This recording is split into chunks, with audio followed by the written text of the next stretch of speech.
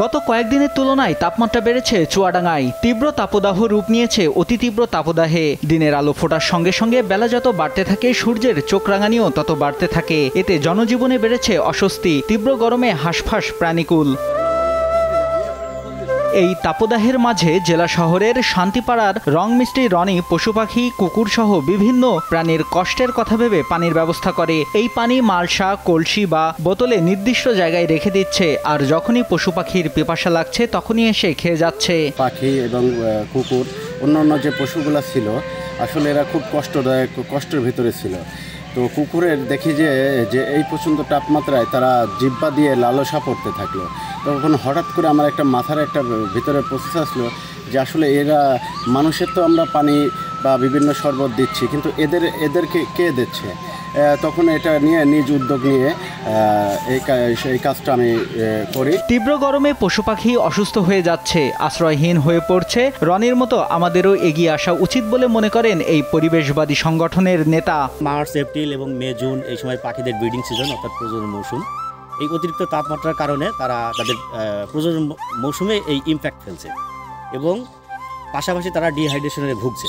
বড় বড় গাছ না থাকার কারণে তারা আশ্রয়হীন হয়ে পড়ছে এবং পথ যে প্রাণীগুলো আছে সেগুলো তারা পিপাসার্ত হয়ে যাচ্ছে। ব্যক্তি থেকে রাষ্ট্রীয় পর্যায়ে পর্যাপ্ত পরিমাণে গাছ লাগাতে হবে, সেটা বর্ষার মৌসুমে, এবং সেটা অবশ্যই দেশি প্রজাতির গাছ হতে হবে। কারণ পশু পাখি আমাদের দেশের আবাসিক যে পশু পাখিগুলো আছে সেগুলো অবশ্যই দেশি প্রজাতির গাছের সাথেই তারা অ্যাডাপ্ট করে। তো এই পরিকল্পনাটা আমাদের গ্রহণ করতে হবে। পাশাপাশি যে গাছগুলো আছে, বড় বড় গাছগুলো আছে, সেগুলো অবশ্যই সংরক্ষণ করতে হবে। রনির এই মহতি উদ্যোগকে এলাকাবাসী সাধুবাদ জানিয়ে বলছে, এই উদ্যোগ যদি সারা দেশে নেওয়া হয় তাহলে পশু পাখিরা রক্ষা পাবে। কুকুর এবং পশু পাখির জন্য গাছের গোড়ায় গোড়ায় গর্ত করে মালসা হয়ে হোক আর বোতল কাটাই হোক পানি দিয়েছে কুকুরে খাওয়ার জন্য।